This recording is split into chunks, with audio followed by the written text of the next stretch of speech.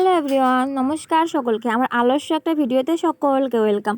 এখন বাজে ওই 5:30 কি 6টা নাগাদ, কিন্তু এখন আমার স্নান হয়নি। কারণটা কি জানো? আমি অলস। আর শীত হোক বা গরম হোক, আমার কখনোই স্নান করতে ভালো লাগে না।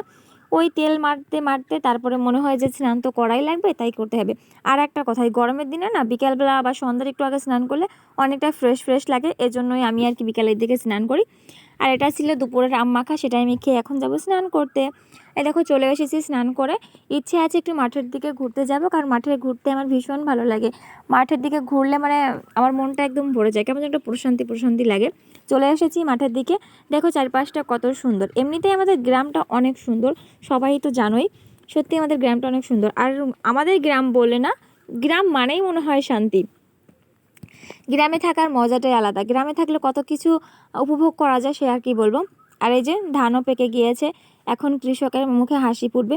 কৃষক অপেক্ষা করে কবে ধান পাকবে, কবে ধান ঘরে তুলবে, নতুন ধানের পিঠা পায়েস খাবে, এই আর কি। আর গ্রামে এলাকায় এটাকে বতর বলে। তো এখন কৃষকরা সবাই বতর নিবে। আর এটা তো সারা বছরে আমাদের খাবারের যোগান দেয়, এটাকে শ্রদ্ধার সহিত ঘরে তুলতেও হবে। আর হ্যাঁ, একটা কথা কর্কশ ভাষায় না বলে আর পারলাম না। এই যে তোমরা যারা হঠাৎ বড়লোক হয়েছে না, এত টাকার ফুটানি দেখাও না। আরে ভাই, টিনের ঘরে যারা থাকে তাদের যে টাকা থাকে না, হ্যাঁ থাকে না, তাতে কি, এটাও গর্বের বিষয়। গরিব হওয়াটা না গর্বের বিষয়। তোমাদের যে হঠাৎ বড়লোক হওয়ার ফুটানি মারা, এসব থেকে গরিব থাকাটা অনেক ভালো।